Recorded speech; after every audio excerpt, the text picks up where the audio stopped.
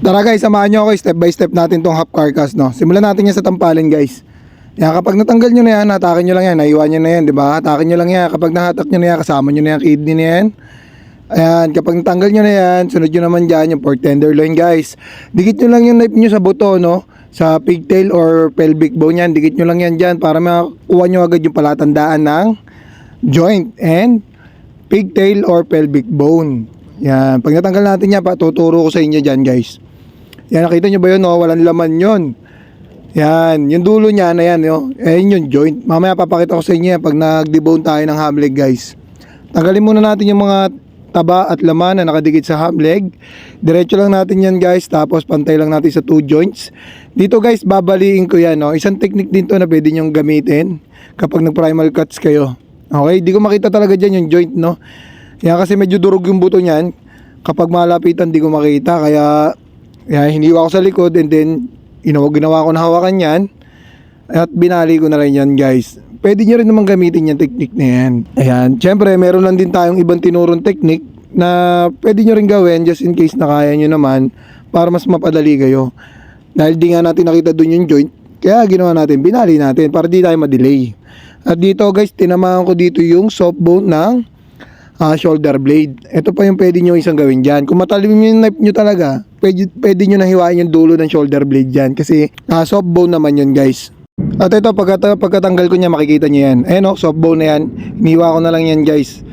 Para di tayo madelay ng pagpa-primal cuts dyan. Okay, tapos na tayo sa primal cuts guys. Pakita ko sa inyo yung patahind. Kunin natin sa harapan yan. Pakita ko sa inyo na malapitan yung joint na yan. Yan, pag nahiwa nyo yan dyan guys, lalabas na yan. Ayan o. Putol na agad yung joint ng patahain tsaka ng bias. Sungkitin nyo lang ng knife niya, matatanggal nyo na yung bias na yan tsaka patahain. Okay? Naputol na agad natin yung litid. And then pwede na natin pantayin ng hiwa yan dito guys. Ayan, medyo madulas lang talaga yung meat natin dyan kasi may nilalabas na liquid yung patahain tsaka yung bias kapag naputol nyo guys, no? Ganun talaga pag fresh, kaya pag sumama sa knife nyo yun, yung liquid na yun medyo madulas na yung hawak nyo sa knife. Okay? At dito pakita ko sa inyo yung joint na sinasabi ko sa inyo. Ayan o, ayan yung dulo, di ba? Ayan yung dulo. Ayan yung joint niyan, 1 inch lang doon sa ibabaw ng buto. And then pwede nyo na hiwain yan dyan guys. Lalabas na agad yung joint na yan. Ayan o. Ayan na agad yung tuktungan yan guys. Diba? Tapos sungkitin nyo lang ng knife nyo yan. Paghiwalayin nyo lang yung litid sa loob kasi may litid sa loob yun eh. Pinuputol natin yun para mapaghiwalay natin yung bias dyan tsaka yung pigtail. Dahil itong baboy natin ay may buntot, kaya pigtail, okay? Yan, pwede na natin pantayin itong pigtail natin at pwede na natin matanggal yan guys. Nilagyan lang natin ng laman para medyo mabili agad, okay? Dito naman sa may layer ng bias guys. Yan, pakita ko sa inyo yan. Putulin lang natin yung balat dyan, tsaka mga konting taba para makita nyo yung layer na yan. Ayan yung layer, oh. Tinuro ko na yan, layer na yan. Diyan nyo lang iwain guys, yan. Sundan nyo lang yung layer na yan. Pag nasundan nyo yung layer na yan, papunta sa bias, yan, madali nyo na matatanggal yan. Okay? Dito, simula ko lang sa gitna, no?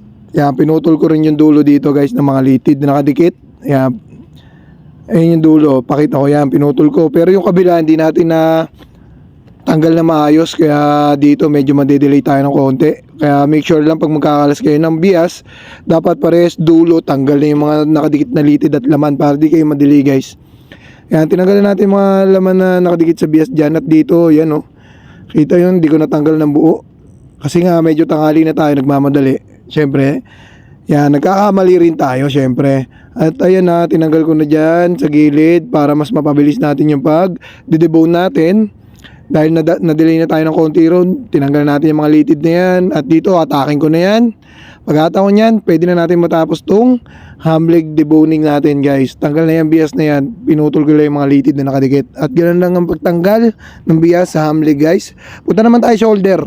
At dito, turo ko sa inyo yung patamaan, makikita nyo agad yan guys. Tanggalin muna natin itong pork ribs. Kapag tanggalin lang pork ribs na yan, tuturo ko sa inyo, no?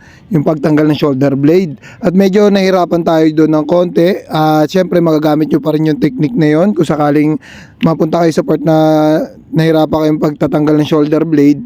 Yun, magagamit nyo yung technique na yun guys. Tuturo ko rin sa inyo yan dito, no? Tinanggal ko muna itong mga taba na to. Yan, pag natanggal natin yung mga taba na yan, may joint dyan, makikita kayo. Or ugat, ayan o, ugat. And then babala kayong konti dyan yan, tinuro ko na, hiwain nyo yan. Ayan na, agad yung joint guys. Pwede mo na ipasok yung knife mo dyan at mapaghiwalay mo na yung shoulder blade at bias ng pata front. Okay? Pag napag-iwalay mo na yan, pwede mo nang punitin dito yung sa taas ng shoulder blade. At hiwain mo yan, yung mga nakadikit na soft tissue na yan. Angat mo yan guys. Angat nyo yan kapag nandiyan na kayo, angat nyo lang yan. Kapag naangat nyo na yan at komportable na kayo, nakita nyo nang kaya nyong punitin yan, nakasama na yung laman sa shoulder blade, hiwain nyo na sa gitna yan guys. Ayan, pag nahiwa nyo na yan dyan, okay na yan. Tinangali ka buti ka. So para napapanood nyo, isang buong kasim daw, sabi ni bossing, kaya medyo pressure din, no? Talagang sabi ko, wait lang bossing, tapusin lang natin to. At syempre tinatanggal ko na maayos dyan yung mga nakadikit na laman sa soft tissue. Tinutulak ka lang yan, yung mga soft tissue na yan, nakadikit na yung mga laman dyan. At dito, yan, kita nyo yung shoulder blade natin, no? Medyo marami pa nakadikit na litid dyan. At syempre, dahil nagmamadali tayo, pressure pa rin. Pero kaya natin yan, syempre. Pakita ko sa inyo guys. Yan, tinanggal ko yung mga nakadikit na litid dyan sa shoulder blade. At hinawakan ko sa dulo ng shoulder blade, inangat ko yan para matanggal ko yun sa ilalim ng mga laman. Yung mga nakadikit na laman dyan. Yan, hiniwa ko na ng isa yan para maputol yung soft tissue sa ilalim. At tinata ko na yan guys, kita nyo naman oh, hirap na hirap oh. Pak! Yan, tingnan nyo kung paano natin gagawa ng paraan yan, syempre. At para mapabilis natin to pagdidebone, tulak lang natin yung mga laman dito sa gilid kasi mga nakadikit pa yung soft tissue na yan. Okay, ganun din sa kabila guys, tulak nyo lang yung mga laman na nakadikit sa shoulder blade. Habang hinatak yung shoulder blade, tinutulak nyo yung laman, matatanggal yung mga nakadikit na laman na yon, and then mahatak nyo na maayos yan. Ganun lang guys, pag napunta kayo sa ganitong senaryo, sana magawa nyo rin yung ganun, ano? Tulak nyo lang yung mga laman sa gilid na nakadikit pa kasi yun sa mga shoulder blade, yung mga litid nun. Tulak nyo lang. Tapos, matatanggal nyo na maayos yung shoulder blade na yan, okay? Yan, sana nakatulong sa inyo yung technique na yan. At ito guys, hiniwa ko dito sa gitna yung patay. Isang technique pa rin to, pwede nyo gawin. Pwede rin, yung ibang technique na nakikita nyo rito sa atin, yun yung gawin nyo. Kung saan kayo komportable yung technique guys, kaya pinapakita ko sa inyo iba-ibang technique ng pagkakalas dito rin sa pata, no. Pinaikutan ko na nga ng hiwa yung bias na yan dahil nahiwa ko na ibang mga laman na nakadikit sa bias, no. Yan, kita nyo naman yan. And then hiniwa ko pa sa ilalim yan guys, para matanggal din natin yung mga laman na nakadikit sa bias doon sa ilalim. At hiwain na nga natin yan dito sa ilalim ng pata front sa may siko. Sa ilalim ng siko lang yan guys, no, ng pata front. At yan, paikutan nyo lang ng hiwa yan.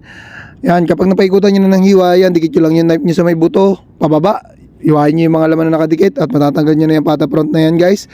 Ganun lang kadali. At kung di pa kayo nakapollow sa akin guys, follow nyo na rin ako para mas marami pa matuto at makapanood sa atin ng mga baguhan dyan. Thank you guys. Okay.